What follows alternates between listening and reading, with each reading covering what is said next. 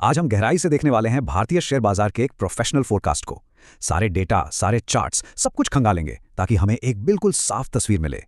तो सबसे बड़ा सवाल कि आखिर 17 अक्टूबर 2025 को इंडियन मार्केट जाएगा किधर? क्या सारे इशारे मिलकर हमें ये बता सकते हैं कि कल बाजार का मूड कैसा रहेगा? चलिए मिलकर इसकी तह तक चलते हैं। देखिए, सबूतों की लंबी लिस्ट पे जाने से पहले सीधा जवाब सुन लीजिए। जवाब है बाजार का मूड एकदम बुलिश है, यानी तेजी का। लेकिन सबसे बड़ा सवाल यह है कि आखिर ऐसा क्यों है, क्या वजह है इसके पीछे। आइए एक एक करके इन्हें समझते हैं। ठीक है, तो इस बुलिश आउटलुक के पीछे की कहानी को समझने के लिए सबसे पहले ये देखते हैं कि मार्केट में अभी मोमेंटम कैसा बना हुआ है। तो देखिए, 16 अक्टूबर को बाजार ने क्या जबरदस्त परफॉर्मेंस दी। सेंसेक्स और निफ्टी दोनों ही 1% से ज्यादा की बढ़त के साथ बंद हुए। यह अपने आप में एक बहुत मजबूत सिग्नल है जो बताता है कि मार्केट में पहले से ही काफी पॉजिटिव एनर्जी है। अब थोड़ा सा जूम आउट करते हैं और बड़ी पिक्चर देखते हैं। ये जो मजबूती है ना, ये सिर्फ एक दिन की कहानी नहीं है।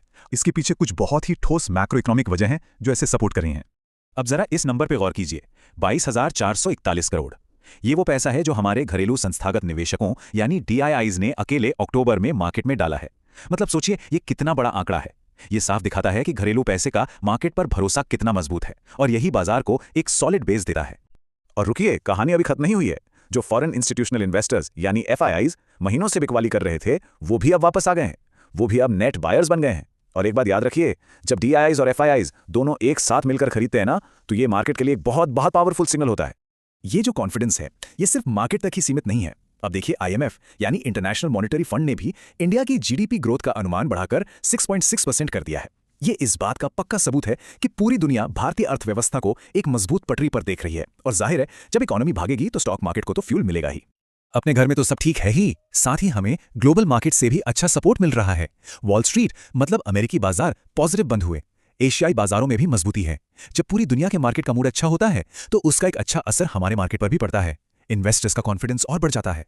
तो ये तो हुई फंडामेंटल्स की बात, इकोनॉमी के बाद। अब जरा टेक्निकल साइड पर चलते हैं, देखते हैं कि चार्ट्स की भाषा क्या कह रही है। और घबराइए नहीं, हम इसे बिल्कुल आसान भाषा में समझेंगे।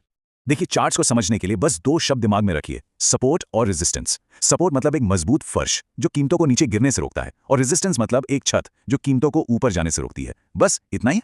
तो अगर हम निफ्टी 50 की बात करें तो इसकी अगली छत है 25,600 से 25,650 के बीच। अगर मार्केट इस लेवल को तोड़कर ऊपर निकल जाता है तो समझ लीजिए कि एक नई तेजी का दरवाजा खुल जाएगा। और नीचे की तरफ 25,450 एक बहुत ही सॉलिड फर्श की तरह काम कर रहा है।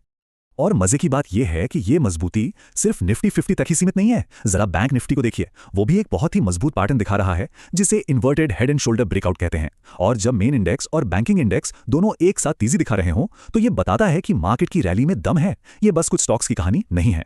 एक और बड़ा ही मजेदार इंडिकेटर है इंडिया विक्स। इसको लोग डर का मीटर भी कहते हैं। अभी ये 10.10 के आसपास है, जो कि बहुत ही कम है। इसका सीधा सा मतलब है कि मार्केट में डर का माहौल बिल्कुल नहीं है। ट्रेडर्स और इन्वेस्टर्स काफी शांत और कॉन्फिडेंट है। अच्छा, तो हमने ओवरऑल मार्केट का हाल तो देख लिया। अब थोड़ा और अंदर चलते हैं और ये पता लगाते हैं कि इस रैली के असली हीरो कौन हैं, कौन से सेक्टर्स हैं जो इस तेजी को लीड कर रहे हैं। तो लिस्ट में सबसे ऊपर है ऑटो, कंज्यूमर ड्यूरेबल्स और रियलिटी। और वजह भी साफ है, फेस्टिव सीजन की डिमांड है, कंपनियों के नतीजे भी अच्छे आ रहे हैं और यही वजह है कि ये सेक्टर्स मार्केट की रैली को आगे खींच रहे हैं। तो हमने सारी अच्छी अच्छी बातें तो कर ली, लेकिन अब यह समझना बहुत जरूरी है कि ऐसे मार्केट में हमारी स्ट्रैटेजी क्या होनी चाहिए और कौन से ऐसे खतरे हैं जिन पर हमें नजर रखनी होगी। क्योंकि देखिए, एक बैलेंस्ड अप्रोच हमेशा सबसे अच्छा होता है। तो स्ट्रैटेजी क्या हो? ज्यादातर एक्सपर्ट्स का मानना है बाय ऑन डिप्स। मतलब अगर मार्केट में कोई छोटी मोटी गिरावट आती है, खासकर 25,450 से 25,500 के लेवल के आसपास, तो वो एक अच्छा मौका हो सकता है खरीदारी का। पर हाँ, एक बात गांठ बांध लीजिए, स्टॉप लॉस लगाना कभी नहीं भूलना है।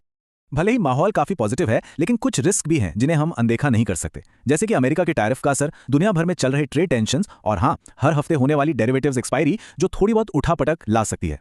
इन सब पर नजर बनाए रखना जरूरी है। तो चलिए अब सारी कड़ियों को जोड़ते हैं। हमने इकोनॉमी को देखा, चार्ट्स को समझा, ग्लोबल और लोकल सारे फैक्टर्स को देख लिया है। तो अब वक्त है फाइनल वर्डिक्ट का। तो फाइनल फैसला यह है कि मार्केट का स्ट्रक्चर बुलिश बना हुआ है। क्यों? क्योंकि इसे टेक्निकल और फंडामेंटल दोनों तरफ से मजबूत सपोर्ट मिल रहा है। DIIs और FIIs की बाइंग, जबरदस्त इकोनॉमिक ग्रोथ और पॉजिटिव ग्लोबल माहौल, ये सब मिलकर एक ही दिशा की ओर इशारा कर रहे हैं, और वो है तेजी।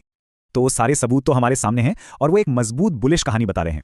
पर असली सवाल तो वही है, क्या मार्केट इस स्क्रिप्ट को फॉलो करेगा? क्योंकि देखिए, शेयर बाजार का दूसरा नाम ही अनिश्चितता है। लेकिन हाँ, जितने भी संकेत हैं वो फिलहाल तो पॉजिटिव ही हैं।